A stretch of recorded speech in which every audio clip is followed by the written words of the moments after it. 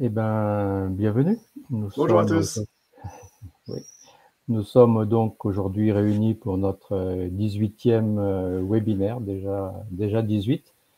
Euh, la dernière fois, c'était fin avril. On avait traité du sujet du branding, de la mise en marché dans le tourisme, le loisir. C'était l'agence LMWR qui nous avait fait le plaisir de nous accompagner. Aujourd'hui, on accueillera Raphaël Remiche et Manon Delory, que je laisserai se présenter tout à l'heure, pour traiter d'un sujet qui est donc les événements, les nouveaux lieux, les nouveaux codes. Voilà, l'événement plutôt sous l'angle de l'exposition, peut-être bien sûr de différentes natures. Pour situer un peu le contexte, historiquement, je veux dire, on remonte à la fois au cabinet de curiosité qui débute un peu à la Renaissance, qui se sont pas mal développés au XVIIe, XVIIIe, qui étaient je veux dire, dans les cours princières, qui étaient l'occasion d'exposer des choses rares, nouvelles, singulière qui a débouché un peu sur les ménageries, voire même la présentation d'indigènes, hein, autre temps, autre mœurs. Euh, Également, notre sujet a une filiation avec les grandes expositions d'art un peu académiques sur de la peinture autour du 18e, 19e, qui se prolonge encore aujourd'hui. Avec les pas de côté que l'on pouvait découvrir et qu'ils aient polémique à l'occasion de ces expositions qui ont permis de générer des nouveaux courants artistiques. Et puis, si on veut faire le tour un peu du sujet, il y a également celui des expositions universelles dans lequel on ne va pas rentrer, mais qui, quelque part, tout ça est une grande famille des expositions. Qui serait un sujet en soi, Voilà, effectivement. peut-être à traiter un jour. Oui, Crystal Palace en 1851, la première, 6 millions de visiteurs, et Dubaï, la dernière, en 2021, 23 millions de visiteurs. Alors aujourd'hui, on est sur des sujets, je dirais, plus modestes, ça ne veut pas dire moins qualitatifs, mais donc on va traiter donc ce sujet des expositions temporaires. Alors, voir comment je dirais, se déroule la production d'une exposition avec la notion je dirais, de calendrier. On imagine combien c'est important quand on a réservé un lieu d'être prêt au bon moment. La notion de cycle de vie sur laquelle on interrogera nos participants. Bien sûr, la relation au lieu, la relation éventuellement au donneur d'ordre lorsqu'on fait une exposition pour le compte d'eux. La relation aussi aux ayants droit. Il peut y avoir des sujets de cette nature, bien évidemment. On les interrogera également sur l'apport des nouvelles technologies, des nouveaux moyens de médiation. C'est intéressant, chacun a des idées en tête. Puis on essaiera aussi d'aborder un peu la notion d'équilibre économique, en gros, quels sont les facteurs clés de succès d'une exposition, plus toutes les questions que vous pourrez que vous ne manquerez pas de nous poser. Mais avant de traiter donc de ce sujet, je vous propose que, fidèle à notre partenaire Funfair City, Vincent, tu nous fasses un petit point d'actualité sur ce que tu as identifié ce mois-ci dans la presse.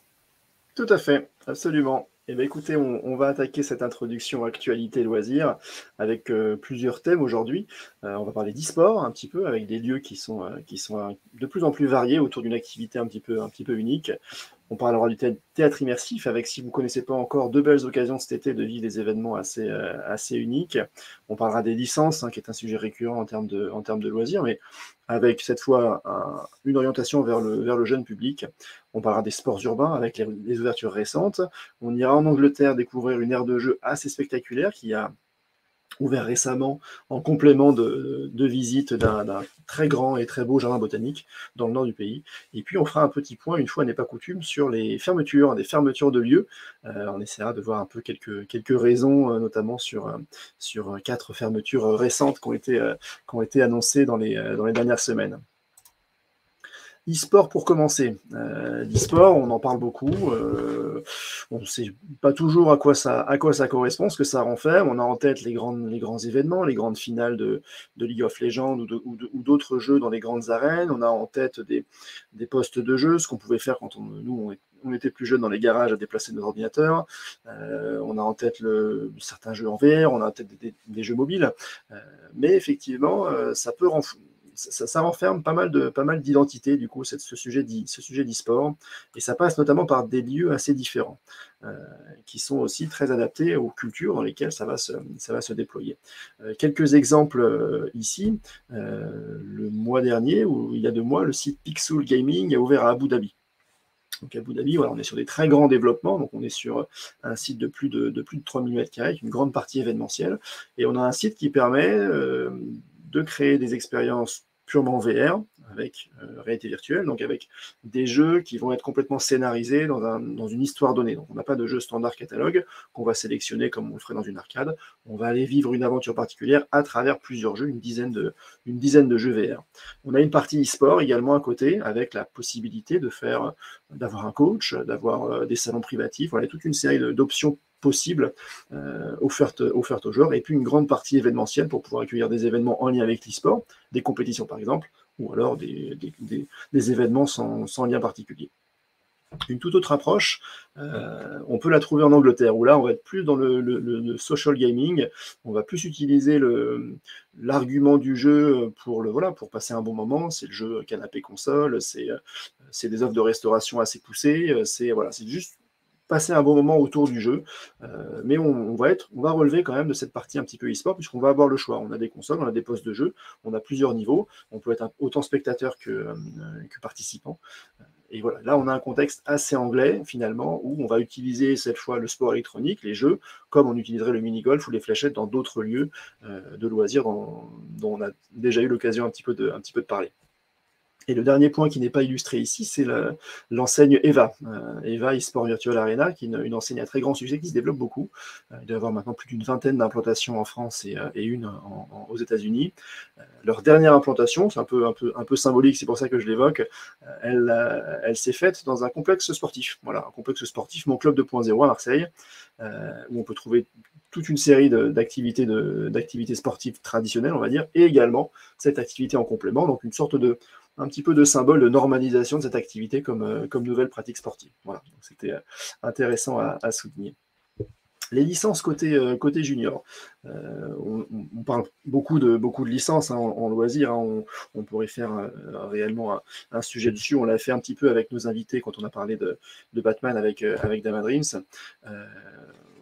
La licence va permettre de s'adresser à un public bien particulier. Et s'il y a un public qui est assez sensible à ça, ça va être le public junior. On a parlé de Tefou Park également dans un autre webinaire sur le design des expériences familiales. Donc là, on est vraiment sur des expériences, des lieux dérivés qui vont être conçus, développés à partir d'une identité, d'un univers qui existe déjà, qui n'est pas à créer, qui n'est pas à inventer. Et donc, comme le public jeune est assez sensible à ça, par ses lectures, par ses jeux, par ses émissions de télé, on a pas mal de dérivés qui commencent à apparaître. 2 exemples pour ce mois-ci, l'exposition Monsieur et Madame. Donc c'est les très célèbres livres Monsieur et Madame, on les connaît tous, hein, on a forcément lu ça pour nous ou lu ça à nos enfants.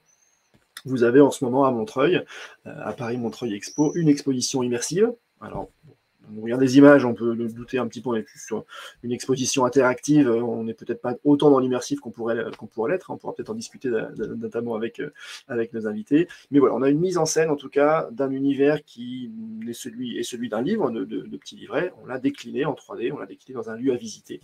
Donc le terme immersif, on pourrait discuter s'il est bien adapté ou pas, mais en tout cas, on a une déclinaison d'un univers de livre, un univers de récit, dans un lieu réel ouvert à la visite. Voilà. Ça, c'était intéressant à souligner en termes d'événementiel. Et puis, vous avez l'escape game Anatole la Tuile. Là, c'est intéressant à plusieurs niveaux. D'une, il vient juste d'ouvrir, alors il existe à Nantes, je crois, mais il vient juste d'ouvrir à Bordeaux, dans l'UCPA Sport Station. On en parlera juste après, avec les ouvertures des grands lieux de sport urbain. L'intérêt de cette expérience, donc elle se base sur les livres d'Anatole la Tuile, et elle est accessible à partir de 6 ans. Voilà. Donc ça, c'est intéressant, parce que c'est vrai que l'escape game a longtemps peiné à être vraiment accessible aux plus jeunes. jeunes, il y avait quelques expériences, mais pas des plus répandues. Et là, on peut vraiment jouer avec un groupe d'enfants à partir de 6 ans, accompagnés. Il y a toujours un majeur qui est présent avec le groupe, mais on va pouvoir emmener vraiment ces enfants vraiment jeunes vivre une expérience très, très, très, très spécifique. Donc ça, c'est vrai. La licence, ici, va permettre de créer une expérience bien particulière qui va vraiment s'adresser au plus grand nombre, puisque c'est ouvert aux enfants, bien évidemment, mais on a des modes de jeu un petit peu différents qui peuvent permettre à la salle d'être jouée aussi par des adultes avec un niveau de difficulté un peu plus élevé. Voilà. Et puisque ce sujet ne s'arrête jamais, je voulais signaler également que la prochaine expo du licensing qui aura lieu à Londres en octobre aura le Location-Based Entertainment comme thème principal. Voilà. Location-Based Entertainment, c'est c'est le terme qu'utilisent les Anglais pour les lieux de loisirs hors du domicile, des lieux de loisirs incarnés par un lieu donné. Et donc aujourd'hui, voilà, il y a un potentiel et des marges de développement très importantes sur ce secteur. Et donc ce sera un des thèmes de ce salon en octobre prochain. L'été de l'immersif en France, on passe d'expériences assez confidentielles, qui ne sont pas toujours faciles à trouver, à des expériences qui commencent à être de plus grande taille. Donc, 2 exemples qui vont avoir lieu cet été à Paris. La compagnie Le Secret, qui avait déjà réalisé plusieurs expériences dans le cadre d'aménagement transitoire ou dans le cadre d'animation de sites patrimoniaux, va investir le Palais Royal, pour le coup, en plein Paris, avec une œuvre dérivée, donc adaptée d'une œuvre de Shakespeare. Ce sera du coup sur la fin du mois d'août. Les billets sont bientôt en vente. Donc si vous êtes à Paris en août et que vous voulez découvrir un petit peu dans un contexte exceptionnel les nouvelles formes d'expression théâtrale immersive, pour le coup, je ne peux que vous recommander cette expérience-là. Et plus au sud, si vous êtes du côté de Nice, à la même période à peu près, à partir du 15 juillet jusqu'à la fin août, vous aurez du coup une expérience autour de Gatsby le Magnifique, dans le Grand Palais de la Méditerranée. Donc aujourd'hui, c'est un hôtel Hyatt de mémoire, qui va mettre à disposition ces grands salons d'apparat pour ces expériences le soir, du coup. Donc il y a toute une organisation avec le fonctionnement de l'hôtel qui va permettre à une bonne vingtaine d'acteurs et de musiciens de mettre en scène une pièce écrite sur mesure qui va prendre les codes du théâtre immersif, prendre les codes de l'expérience interactive du jeu de rôle, un petit peu. Ceux qui ont pu faire les Apaches de Paris reconnaîtront un petit peu le principe. C'est la même compagnie qui s'occupe de ça, Sculpteurs de rêve. On essaiera de les recevoir un jour. Je pense qu'on pourra faire un beau webinaire également. Mais en tout cas, voilà, c'était assez significatif d'avoir, en tout cas, cet été en France, 2 grosses expériences de théâtre immersif. Ça mérite d'être souligné. Et n'hésitez pas, si vous avez l'occasion, de vous y rendre. Les sports loisirs, on en a parlé très brièvement avec la Sport Station, c'est déjà une nouvelle importante en soi. En mai dernier, a ouvert l'UCPA Sport Station de Bordeaux, donc c'est un projet qui est en développement, en gestation depuis très très très longtemps. On dépasse les 15 000 mètres carrés d'activité, on a un vrai millefeuille de polarité sportive avec de l'escalade, du foot, du fitness et du golf sur la toiture, c'est ce qu'on voit sur l'image, et également un lieu de vie avec du coworking, un espace de convivialité, et puis ces 3 salles d'escape game du coup, animé du coup par l'enseigne John Doe. Mais également, ce qu'on peut souligner, c'est le retour de plus en plus marqué des activités d'acrobranche en ville. On avait déjà évoqué un petit peu l'enseigne Acrocamp, qui développe des lieux d'acrobranche au plus proche des centres-villes. Ils viennent d'ouvrir leur nouveau site à Rouen, sur une île, sur une petite île boisée. Donc on peut vivre ça avec des expériences également nocturnes. C'est quelque chose qui doit être assez intéressant de faire un acrobranche nocturne comme ça en plein milieu d'une ville. Nantes devrait être la prochaine ouverture sur l'île de Nantes également, avec une nouvelle installation vraiment au plus proche des centres-villes avec cette enseigne d'acrobranche. Et puis signalons aussi que les lieux de loisirs français s'exportent bien. Arcos vient d'ouvrir sa première salle en Espagne, à Madrid. Donc Arcos, c'est l'escalade de blocs indoor, ça a démarré du côté de Montreuil, et puis ça s'est bien réparti, et maintenant ils sont vraiment spécialisés des lieux de vie autour de l'escalade de blocs, donc sur matelas, et voilà, le modèle se développe, le modèle se transmet, et voilà, et première ouverture à Madrid, avant une deuxième qui a d'ores et déjà été annoncée également pour Madrid.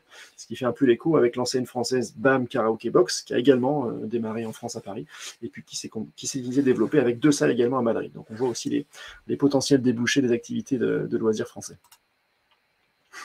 Je vous emmène ensuite en Angleterre avec ce Best Playground, qui a été décerné par le Time directement, donc journal très sérieux, qui a fait son petit classement des meilleures aires de jeu du pays, et donc celle-ci est arrivée en tête. Cette aire de jeu, elle a un petit nom, elle s'appelle... comment ça s'appelle? Je ne l'ai pas écrit. Lily de Rail, voilà, c'est ça, ça me revient, pardon. Lily de Rail, c'est une création de l'agence danoise Monstrum qui est réputée vraiment pour ses grandes créations.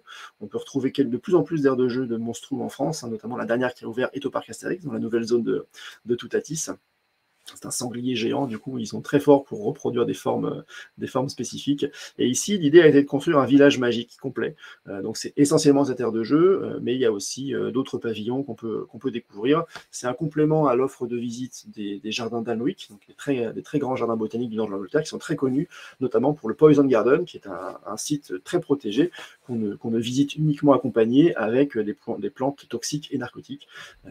Donc voilà, c'est une spécificité. Maintenant, ils ont cette deuxième spécificité avec un record de taille de structure de jeu et un investissement assez considérable, hein, puisqu'on parle de 15 millions de livres investis pour cette nouvelle zone avec cette aire de jeu et tout le reste du village qui est autour. Il y a également une animation avec des acteurs, des personnages. Donc ça va assez loin dans l'immersion à travers cette grande aire de jeu. Donc on franchit un pas également dans ce que les aires de jeu, les aires d'évolution peuvent devenir de véritables attractions. Et dernière partie sur les fermetures. On n'en parle pas souvent, mais c'est effectivement très important de pouvoir se souvenir et de comprendre que voilà, il y a des lieux qui ne fonctionnent pas. Premier lieu qui a fermé très récemment, la Vague. La Vague Grenoble, c'est une vague de surf qui avait ouvert il y a 4 ou 5 ans et qui s'est retrouvée face à des problématiques d'énergie, du coup, avec des contrats de fournisseurs d'énergie qui n'étaient plus du tout avantageux. Puisqu'une vague consomme beaucoup pour le traitement de l'eau, l'eau pulsée également pour l'air, puisqu'on a beaucoup de ventilation. Et donc on a effectivement une vague qui a dû fermer, puisqu'il n'arrivait plus à supporter ces coûts d'énergie. Également, le site Useum. Useum, c'est une enseigne néerlandaise qui proposait des expériences type musée instagrammable, donc des décors assez simples dans lesquels on va se mettre en scène pour faire des jolies photos. Voilà, c'est vraiment le concept de base. Ça a été beaucoup décliné, il y a pas mal d'autres lieux comme ça. Useum était promis un bel avenir puisqu'il avait un partenariat avec les centres Unibail Rodamco Westfield et avait développé 2 centres déjà dans des grands centres commerciaux, donc avec un fort flux du passage. Mais là également, pas d'informations particulières sur les raisons de la fermeture.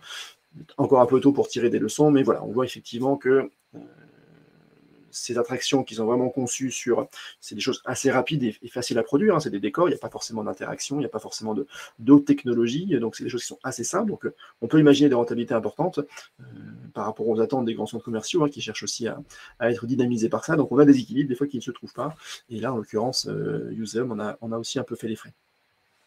Bollywood Park était un parc d'attractions sur le thème des films de l'industrie cinématographique indienne, très équipé avec beaucoup de manèges. Et lui a fermé par surprise complète, sans aucune annonce du jour au lendemain. Donc on n'a pas beaucoup d'informations.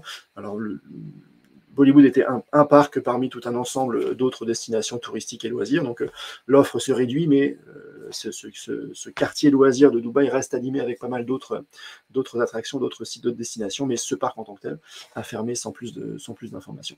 Mais la principale fermeture du coup qui a vraiment fait, vous l'avez certainement entendu parler, c'est la fermeture du Galactic Star Cruiser. C'était le dernier hôtel nouvelle génération de Disney, donc à Disney World, à Orlando, une expérience extrêmement innovante, extrêmement léchée, travaillée, des petites unités, donc des petits hôtels, où tout était créé autour d'une histoire de jeu de rôle. L'idée était de pénétrer l'univers de Star Wars et d'y jouer un rôle, de vivre son expérience complète sur 3 jours et 2 nuits, donc les séjours étaient imposés, on ne pouvait pas faire moins, et pas plus je crois.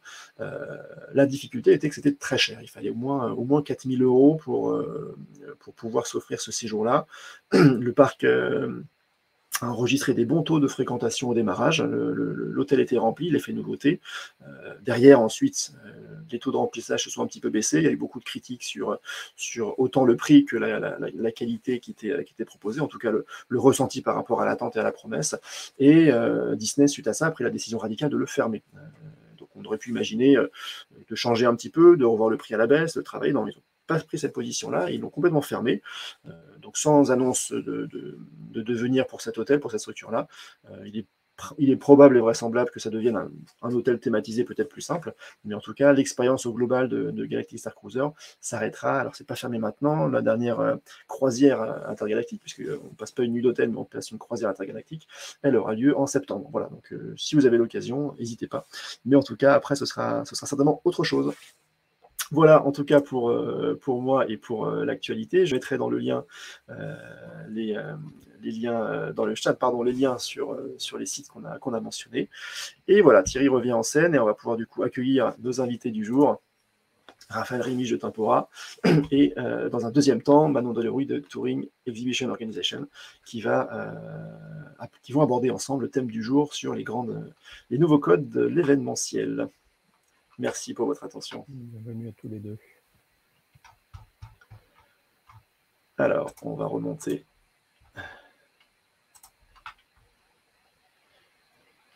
Alors, Raphaël, est-ce que tu arrives à nous rejoindre? Voilà. Désolé, je dois faire le zoom. Je charge. Bonjour Raphaël, ravi de te Bonjour. recevoir. Merci d'avoir accepté notre invitation. Avec grand plaisir. Bonjour à toutes et à tous. Et merci de m'avoir invité pour ce webinaire numéro 18, événements, les nouveaux codes et les nouveaux lieux. Bon, il y a un petit souci de cam. Et que je serais ravi de partager mon expérience, suivi justement d'un témoignage aussi de Manon, de Laurie, de Théo. Thierry, est-ce que tu voulais dire un mot avant que je commence? Je pense que effectivement, on a beaucoup parlé et donc tout le monde est impatient de t'entendre. Et donc, je vais aussi m'éclipser comme Vincent et on te laisse tout seul, mais t'inquiète pas, on n'est pas loin. Ok, merci. Donc, dans un premier temps, on passer à la slide suivante, vous présenter donc les projets de Tempora et également les différents événements qu'on a pu organiser et quels sont les défis et les enseignements. Je vais juste voir si... Donc, comme je vous expliquais, une présentation de Tempora, les événements organisés par Tempora et les défis et les enseignements. Alors, sans vouloir être trop long, je pense que c'est intéressant de remettre un peu en perspective qui nous sommes. Donc, Tempora, en quelques mots, c'est une agence européenne qui est basée à Bruxelles avec une filiale à Lyon, spécialisée dans la conception, réalisation et production d'événements culturels, mais aussi de lieux permanents accueillant ces événements. On est une société avec 100 équivalents temps plein qui a l'ensemble de la chaîne de valeur de création, de production et de gestion des événements, allant de la scénographie à la production physique des 10 événements. Donc, pour illustrer un peu le type d'événements qu'on fait, nous, c'est vrai que le sujet aujourd'hui, c'est les événements, mais on est plutôt vraiment spécialisé dans les expositions temporaires.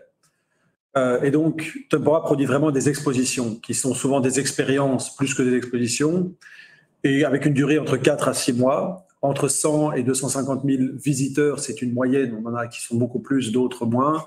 Et pour une superficie, en général, de 1200 mètres carrés. Là, encore une fois, on parle souvent de chiffres moyens.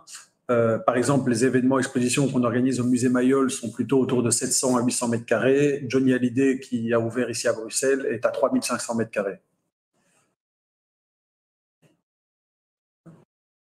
Et un aspect du développement des expositions que l'on fait, c'est qu'on traite de tous les types de sujets en utilisant beaucoup de supports différents. Donc, on va avoir à la fois des expos photos avec Steve McCurry ou Elliot Erwitt, qui est actuellement présenté au musée Mayol à Paris.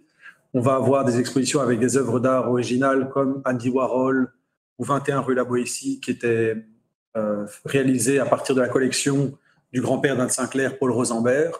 Ou alors vraiment beaucoup de digital avec justement Inside Magritte, Inside Dali, qui sont donc des grandes projections numériques immersives autour de ces deux artistes, ou alors des projets mixtes, comme on a pu faire sur Antoine de Saint-Exupéry et Le Petit Prince, où on a vraiment une exposition plus traditionnelle avec des objets, des collections ayant appartenu justement à Saint-Exupéry, et à la fin, qui se termine par un show immersif en mapping sur du décor.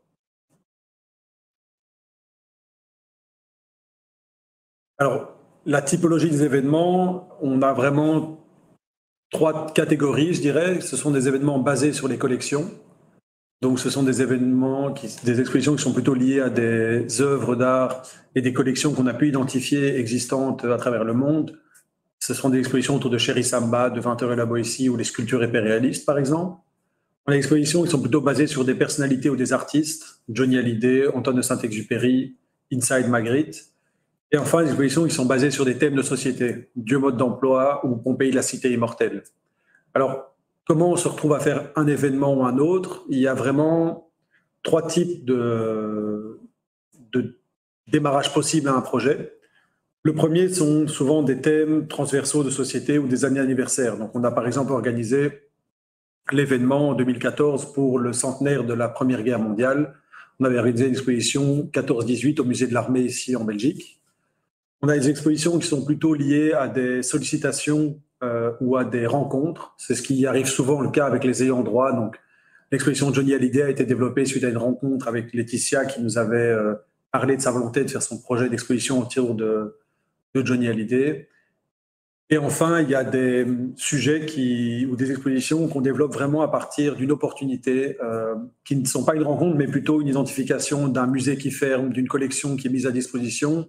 Et là, on tente de construire autour de ça un propos scientifique et une narration qui pourra utiliser justement cette opportunité temporaire d'une collection mise à disposition.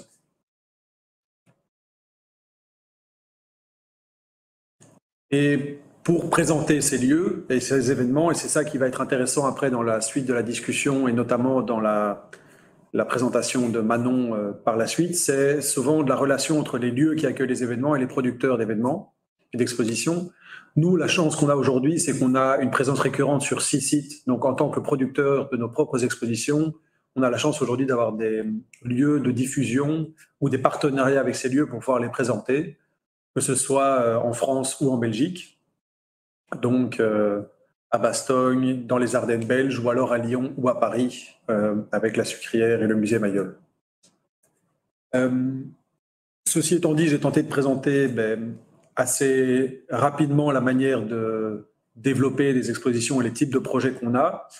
Bien évidemment, je pourrais répondre à toutes les questions parce que si on explique tout le développement de A à Z d'un projet, ça pourra prendre longtemps. Donc après, je serai disponible pour toutes les questions que vous auriez. Ce que je propose de faire maintenant, c'est de voir une petite vidéo qui présente un peu temporel les types d'événements qu'on fait avant de passer au troisième point, qui sont les défis et les enseignements.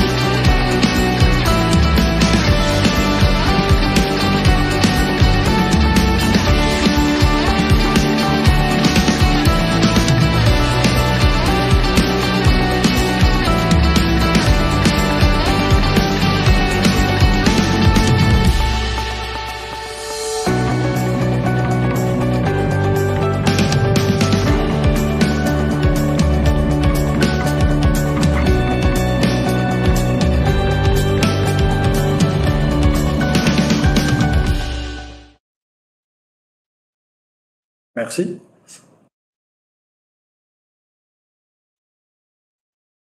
Alors, pour la discussion aujourd'hui, qui nous aura justement des pistes de réflexion pour la suite, je vous propose de partager avec vous 4 défis et les enseignements qu'on a pu tirer de ces défis. Alors, le premier, c'est pour faire le lien aussi avec le précédent webinaire que vous avez pu avoir, c'est la création d'une marque grâce à une programmation consistante. Donc, il est vraiment important de se dire qu'un événement, c'est avant tout une exposition, elle va s'inscrire dans des lieux. Et souvent, soit votre exposition est tellement forte qu'elle va être à part entière et qu'elle va vraiment prendre le pas sur le lieu, soit c'est le lieu, et c'est plus souvent ça pour nous, pour les expositions, qui va être plus importante.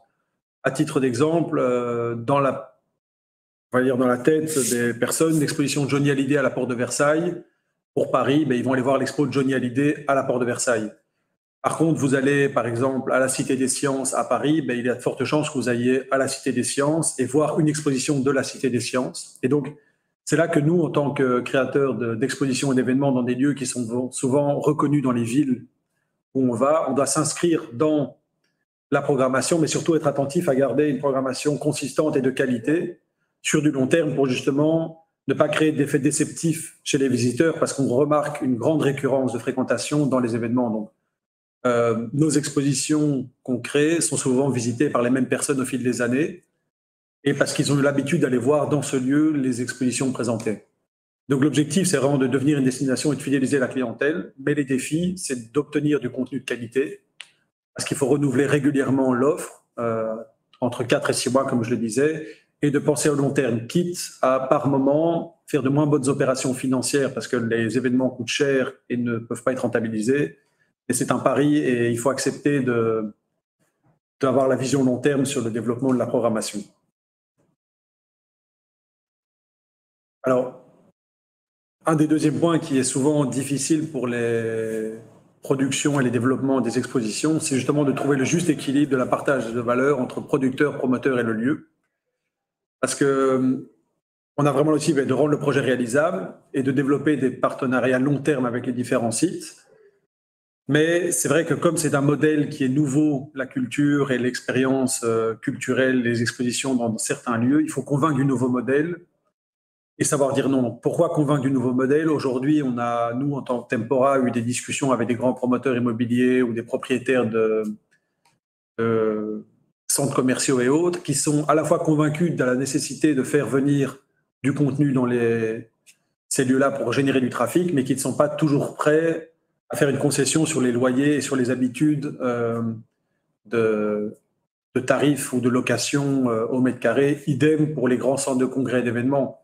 On a souvent eu le cas, nous, d'une proposition commerciale pour louer un grand espace dans ces centres de congrès, à des fois la moitié ou au tiers du prix, on va dire par jour prévu normalement, mais même à la moitié ou au tiers, si vous faites ça sur 150 jours d'exploitation, c'est beaucoup trop élevé pour un budget de production.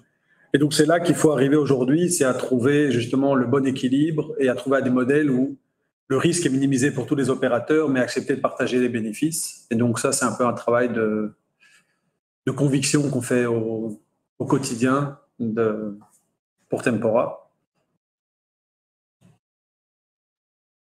Alors, un des autres défis aussi pour la création d'expositions, c'est de rester vraiment dans l'air du temps, parce que ça nous permet de rencontrer un large public, de créer la surprise et de renforcer l'effet de destination dont je parlais précédemment. Mais les deux grosses difficultés, en tout cas pour une exposition, c'est que souvent les temps de développement peuvent durer jusqu'à 2 ans. Donc c'est difficile d'anticiper aujourd'hui quelle sera la tendance dans 2 ans.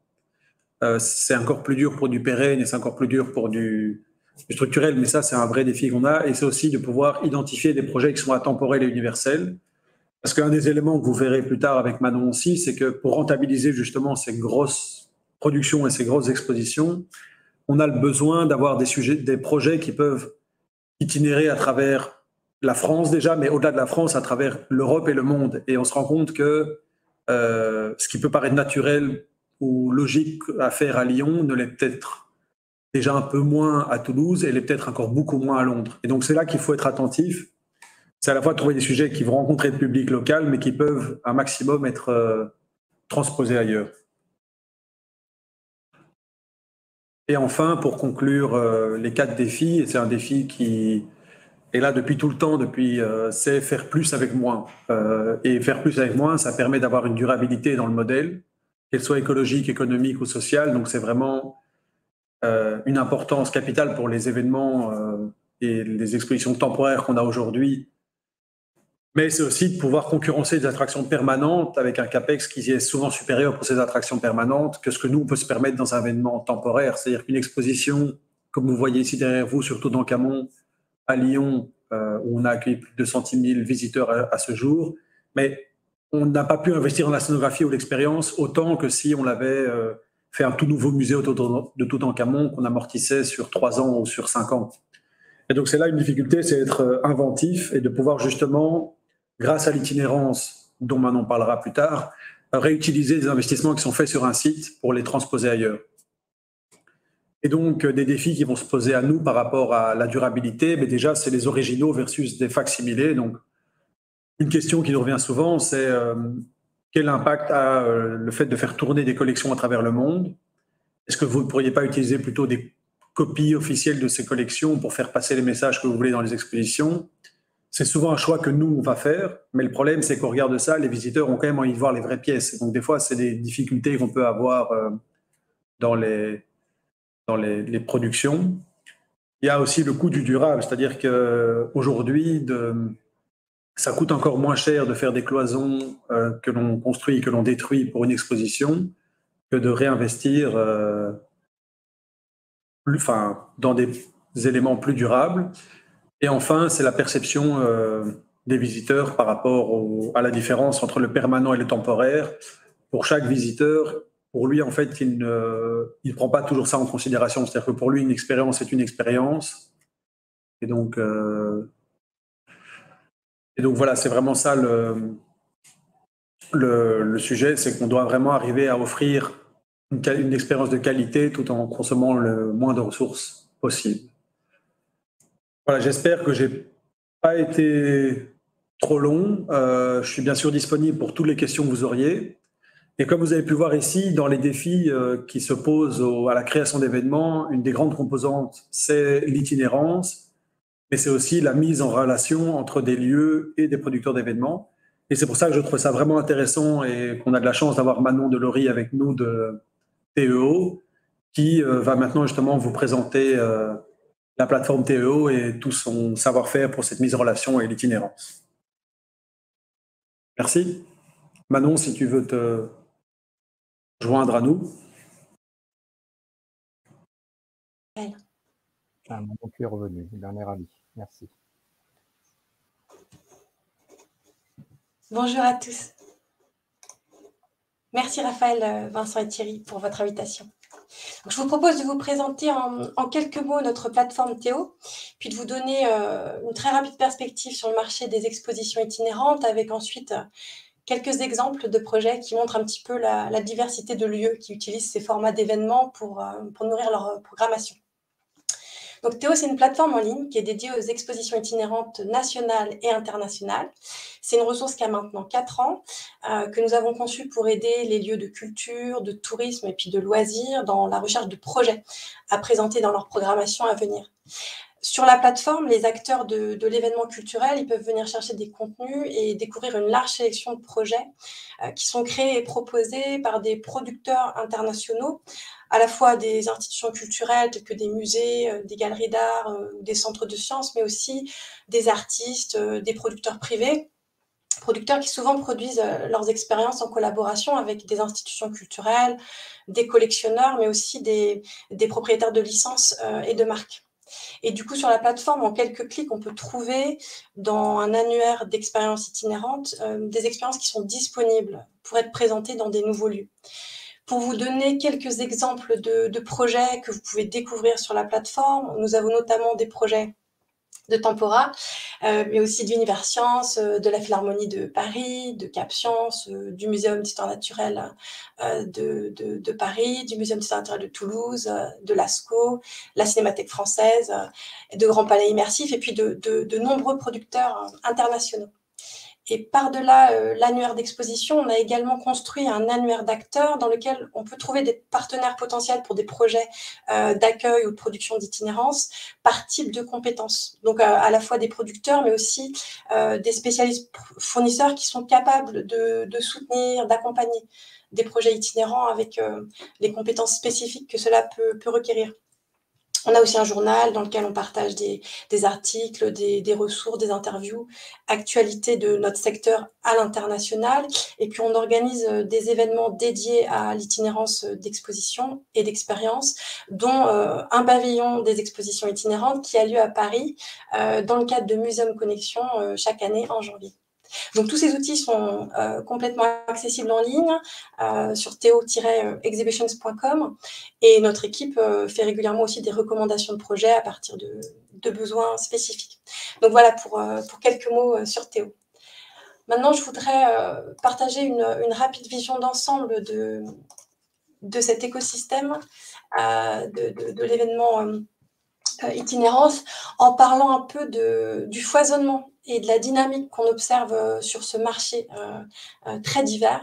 Une dynamique qui avait bien sûr été ralentie dans le cadre du Covid, mais qui a repris de manière vraiment remarquablement soutenue depuis le recovery.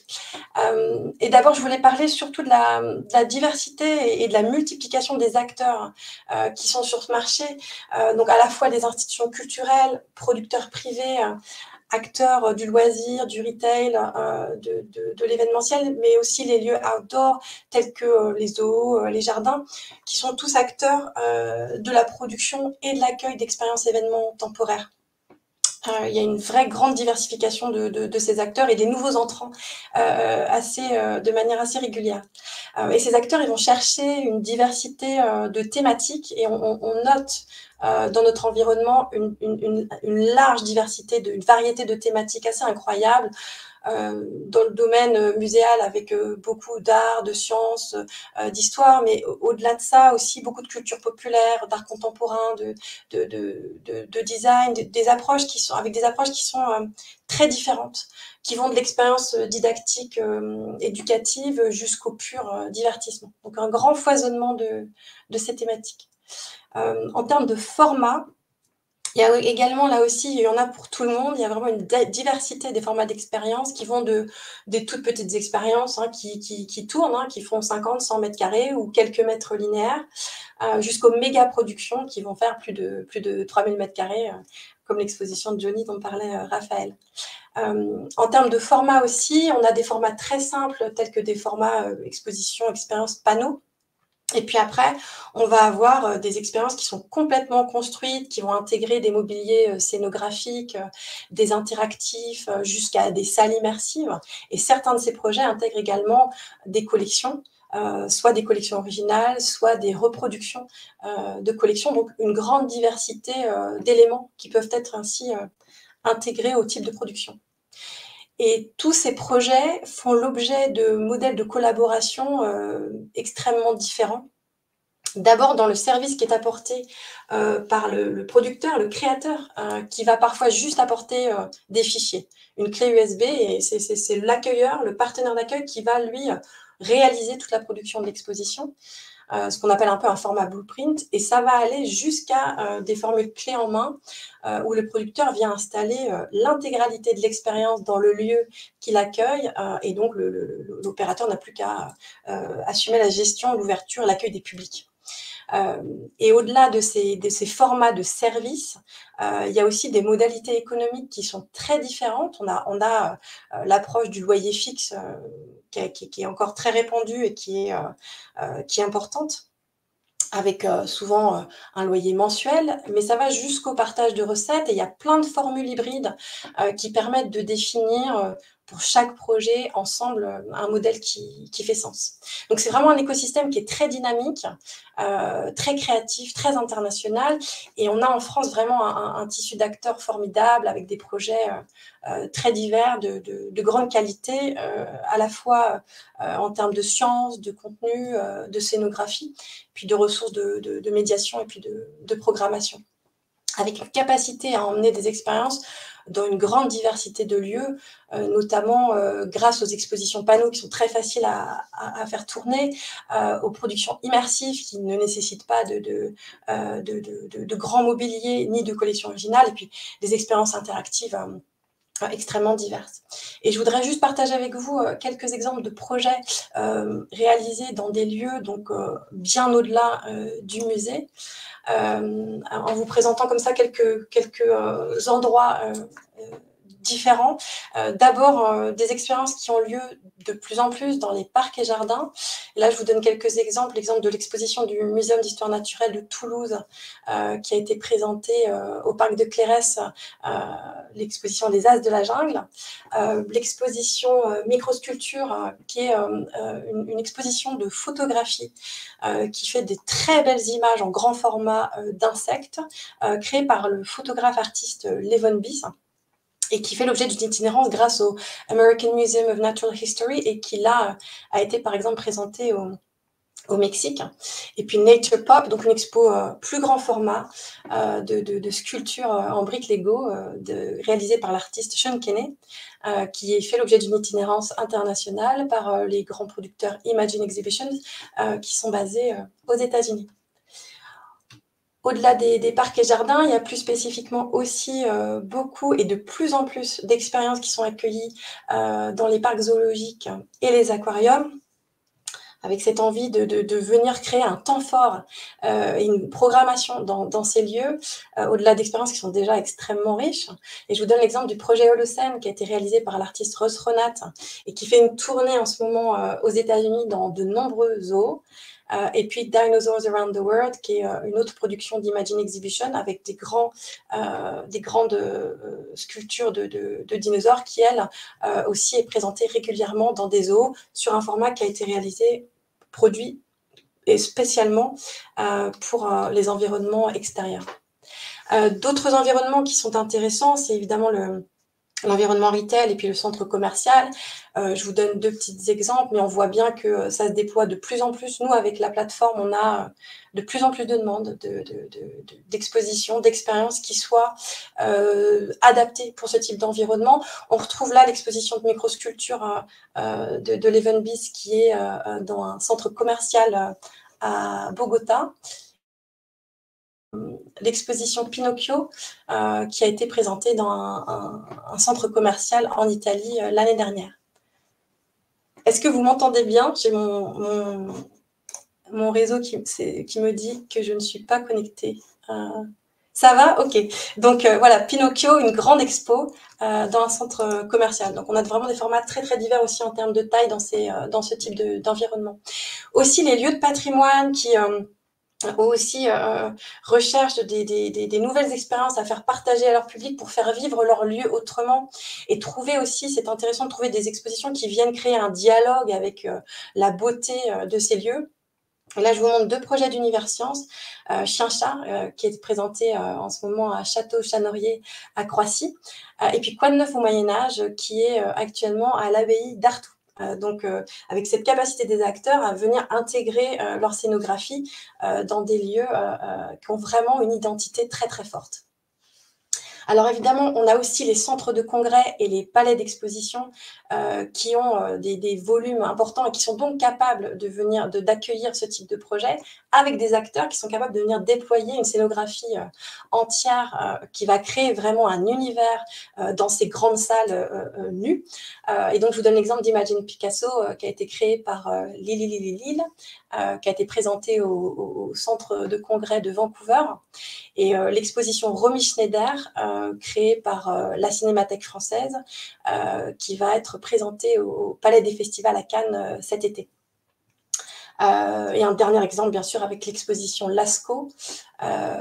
L'exposition Lascaux qui a été présentée au Palexpo de Genève, en Suisse. C'est bon pour vous? Je ne sais pas si vous m'avez entendu, je suis vraiment navrée, j'ai un gros problème de connexion. Voilà, donc l'exposition Lascaux qui a été présentée à Genève. Un dernier exemple. Est-ce que vous m'entendez? Tout va bien, Manon, pas de souci, on entend très bien, on voit très bien. On a tout vu. Vous m'entendez là? Oui, oui. C'est peut-être toi qui nous entends plus, du coup. Vincent? Oui. Ah, c'est peut-être toi qui nous entends plus, du coup. On entend bien. Alors, Manon nous avait prévenu qu'elle avait un petit problème de connexion. Je vais dérouler pour elle, du coup, la fin de la présentation. Manon. Est-ce que c'est bon? Oui, Manon, oui, oui. est-ce que tu Vous nous entends? m'entendez? Oui.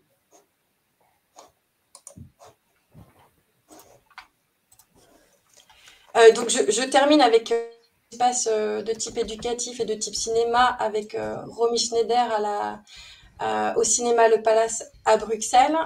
Donc, vraiment, on l'a intégré dans un lieu de culture, de divertissement. Et puis, l'exposition Bowie par Duffy qui a été... Voilà, c'était ça qu'on craignait. C'était ça qu'on craignait. Maintenant, il y a des petits problèmes de connexion. On va attendre. Elle va nous retrouver dans un instant. Bon, l'idée était effectivement de parcourir avec elle vraiment la diversité des lieux qu'on peut croiser dans cette dynamique de déplacement, d'exposition, d'itinérance, avec des expositions qui vont être produites à un endroit, qui vont être déplacées avec des lieux qui peuvent être extrêmement diversifiés. On avait terminé, donc on a eu la chance d'avoir Manon en direct quand même pour une bonne petite partie. N'hésitez pas à noter ses coordonnées si le sujet vous intéresse.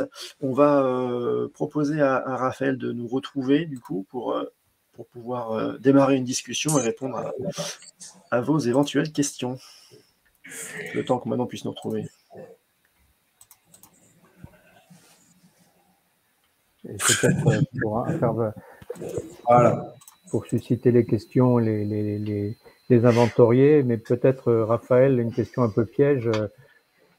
Quels sont pour toi les facteurs clés, ou pour Manon qui nous rejoint, quels sont pour vous, donc,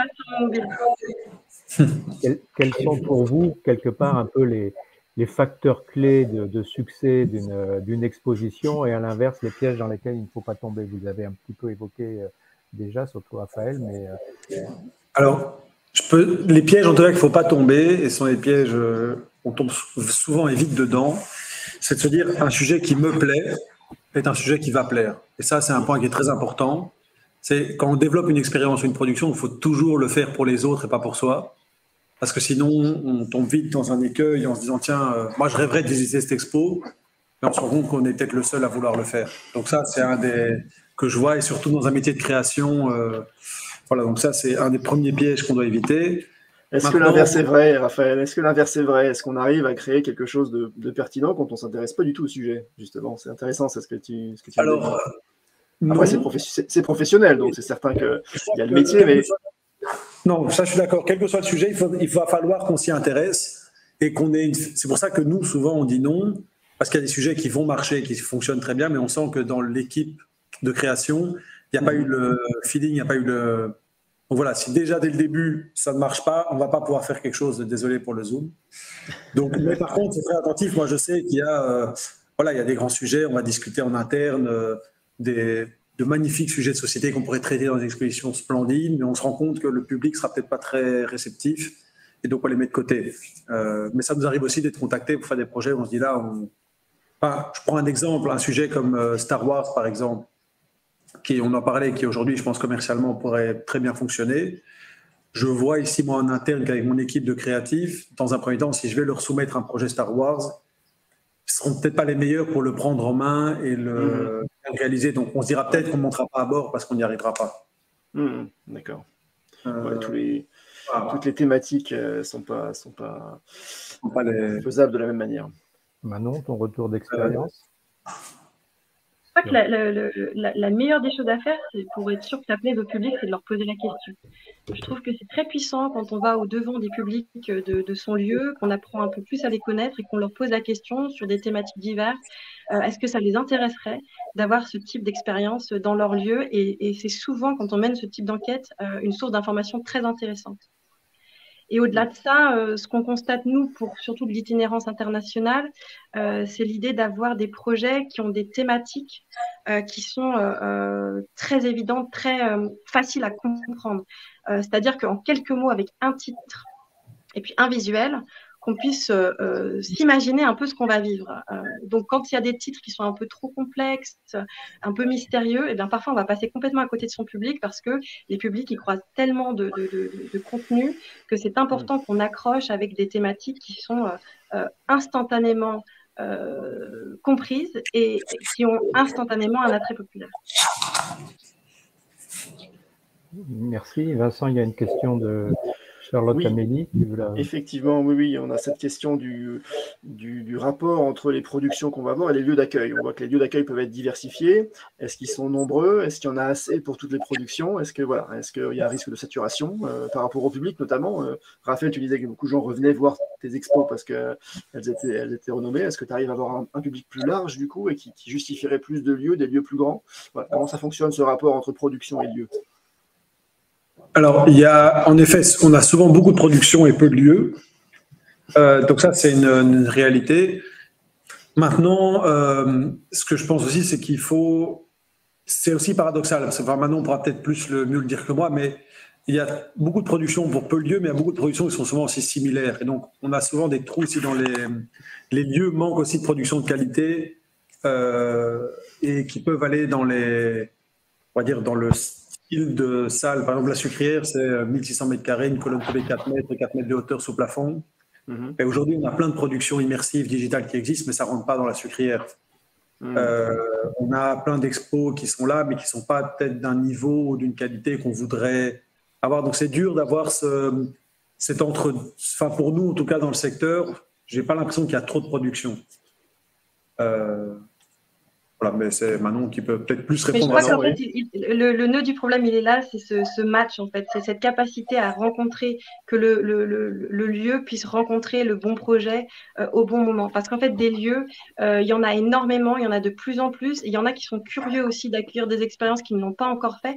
On voit quand même ça se développer de plus en plus, notamment dans les lieux de patrimoine, dans les municipalités, dans les collectivités aussi, donc, et aussi dans les tiers-lieux qui vont être activés avec des expériences. Donc, je pense que c'est plus une question de rencontre et de trouver le bon projet, le bon partenaire, en fait, pour faire vivre le lieu d'une manière différente. Qu'est-ce que va rechercher un lieu, du coup? Un lieu qui n'a pas l'habitude, en s'intéressant à ce secteur, qu'est-ce qu'il va rechercher en priorité, du coup, d'après vous? Tu veux répondre, Manon ou... Oui, je peux commencer si tu veux. Oui, je crois que c'est un moment nouveau, un moment unique. C'est l'idée d'un temps fort qui va être proposé à ces publics existants et aussi à des publics nouveaux. Et l'idée pour les publics existants, c'est de leur dire, voilà, il va y avoir un moment important dans l'année où on va tous vous inviter parce que vous êtes importants pour nous et où on va vous raconter une autre histoire. On va faire venir des choses exceptionnelles qui sont jamais venues ici. Ça peut être des collections, ça peut être une expérience très spécifique, ça peut être des histoires très particulières. Et ça, c'est tout ça insuffle un nouveau dialogue, une nouvelle possibilité de communiquer différemment avec les publics existants. Et au-delà de ça, on va réussir souvent à faire venir des gens qui ne sont jamais venus dans cette institution pour plein de raisons, des fois aussi parce qu'ils ne se sentent pas concernés ou être la population recherchée par l'établissement. Et là, on va ouvrir une nouvelle capacité, en fait, une nouvelle possibilité d'accueillir des publics différents. On arrive à les fidéliser aussi avec ça, cette saisonnalité, ce retour. En effet, il y a des retours. La saisonnalité, oui. La saisonnalité, c'est clé pour beaucoup de lieux et notamment, je pense à beaucoup d'établissements qui font une grosse expo l'été, selon bien sûr les territoires, mais les grandes expositions qui sont des grands rendez-vous, soit sur l'été, soit sur la fin de l'automne, autour des vacances scolaires, et ça fonctionne très très bien. Et je regardais là justement, parce que nous, on a commencé des expositions à Tour et Taxi. Donc, c'était à Bruxelles. Là, on a un autre sujet aussi. C'est que pour l'urbanisme transitoire, je crois que là, je regardais Tour et Taxi, je crois que c'est en 2006 qu'on a commencé. Et en fait, tout ce qui est urbanisme transitoire, faire connaître un lieu est souvent intéressant de faire des expositions au grand public. Parce que c'est souvent des activités qui ont lieu en journée, pendant toute la semaine. On a des groupes scolaires qui viennent aussi sur site. Et donc, ça permet aussi, en termes d'attente de lieu, de dynamiser et de lancer une activité. Parce que alors, ça permet, une fois qu'on a créé l'expo, d'avoir un petit Horeca qui s'installe. Une fois que l'Horeca s'installe, il vit par lui-même et lui-même génère du trafic. Donc, c'est souvent un peu un premier phare en fait, dans le projet qui peut être intéressant. Oui, c'est vrai que le transitoire est une vraie opportunité. Je fais un petit parallèle avec le théâtre immersif dont j'ai parlé tout à l'heure. C'est vrai qu'il y a ça, beaucoup d'expériences ont pu commencer à arriver pendant 3 mois, pendant 6 mois, à l'occasion d'une transformation, d'une mise à disposition. Et ça permet souvent, le secret à démarrer comme ça à Paris. Et là, on retombe sur l'événement estival, du coup. Donc, on retrouve avec cette autre forme d'expression artistique, on retrouve des mécanismes assez proches que ce que tu décris finalement. Oui. Et si l'on traite un peu de l'itinérance de l'exposition, je sais pour en avoir par le passé discuté avec Frédéric Poisson d'Universcience, qui monte pas mal d'expos, la notion de coproduction de l'exposition et le fait que dès le départ, on la conçoit en sachant qu'elle va tourner sur 2, 3 ou 4 sites qui auront des surfaces différentes. Est-ce que vous, c'est des sujets, Raphaël, Manon, que lorsque vous créez une expo, vous vous préoccupez dès le départ du fait qu'elle va pouvoir être ajustée sur des sites de nature différente? Oui, mais je pense qu'aujourd'hui, en fait, on le fait d'autant plus parce qu'en fait, pour la rendre itinérante, il faut la rendre modulable et il faut la rendre, on va dire, standard dans les utilisations des matériaux. Et donc, en fait, d'autant plus aujourd'hui, dans les modèles d'itinérance, on va être obligé aussi, pour des réflexions de développement durable, à intégrer ça. Donc, à se dire, soit que les modèles blueprint, comme Manon disait, on envoie juste les fichiers et on accepte que la scénographie soit un peu différente parce que les outils utilisés ne sont pas les mêmes. Soit on va construire des cloisons modulables qui sont facilement transportables et qu'on ne doit pas démonter à chaque fois en termes de matière et de ressources utilisées. C'est vrai qu'on suppose une logistique assez forte quand même, d'une expo à l'autre, de pouvoir la démonter sans l'abîmer, de pouvoir la stocker, la ranger, ça demande de la place. Donc c'est vrai que ça a une autre économie derrière, finalement. Oui, puis au-delà de ça, pour les institutions, c'est aussi très intéressant pour eux de travailler en amont tous ensemble sur le contenu. Ça permet d'avoir des perspectives qui sont vraiment internationales. C'est adapté de manière encore plus fine. Et il y a tout un travail collaboratif en fait qui donne naissance à des projets qui sont très intéressants. Donc on retient, il n'y a pas de projet hors sol, on ne va pas mettre une expo pour mettre une expo, on va chercher à l'avoir la plus cohérente possible avec l'histoire qu'on veut raconter au global. Hein. Ça, on retient, c'est important, hein, parce qu'on pourrait imaginer un principe un peu à la Netflix où on vient remplir, on vient occuper des trous, et on sait qu'on joue en loisir, nous, dans pas mal de cas, on a évoqué les centres commerciaux, on sait qu'il s'agit rarement de boucher les trous, ou si on le fait comme ça, c'est pas la meilleure manière. Mais c'est pareil avec ça, finalement. On cherche vraiment à avoir quelque chose de cohérent. Et c'est une aventure collective, c'est de la co-construction, j'entends, et c'est effectivement souvent une étape passionnante que ces échanges sur l'élaboration de projets. Je vois, est-ce que d'autres questions? On a partiellement répondu à la question d'Evelyne Dillam à l'instant, là, sur justement... est-ce que vous connaissez des lieux d'accueil internationaux avant de construire? Ah non, c'est la question précédente. Evelyne nous dit, est-ce que vous connaissez des lieux d'accueil internationaux avant de construire l'expo hors site de sciences avec Excite? Moi, souvent, pour moi en tout cas, c'est plutôt souvent des relations entre des promoteurs. Par exemple, là, j'ai le cas d'un projet qu'on va faire itinérer sans doute au Canada, et c'est via les relations. Il y a un promoteur à Montréal, un musée à Québec, et en gros on va se dire qu'on va faire le projet ensemble, mais c'est plutôt une question de réseau, de relations, vu qu'on est actif dans un milieu qui est quand même très, très fermé. Enfin, l'itinérance d'exposition, il n'y a pas 3 millions d'acteurs. Enfin, Manon, je pense que tu peux plus parler que moi, mais ça reste quand même une corporation assez... Oui. Il y a un véritable dialogue en amont, en fait. Quand on commence à penser un concept, il y a un dialogue avec des membres du réseau de confiance, des gens avec qui on aime. Il y a un vrai plaisir du partage aussi. Donc, on se parle entre nous, les acteurs se parlent pour parler des concepts, et ça permet d'affiner aussi les idées, et petit à petit, on se tient au courant de l'évolution des projets. Parfois, c'est une coproduction dès le départ, et puis d'autres fois, c'est juste un fil de conversation qui va mener à une collaboration une fois que le projet a été développé. Donc oui, il y a une vraie connaissance de lieu en amont dès le départ du projet, et ça fait partie des facteurs de succès.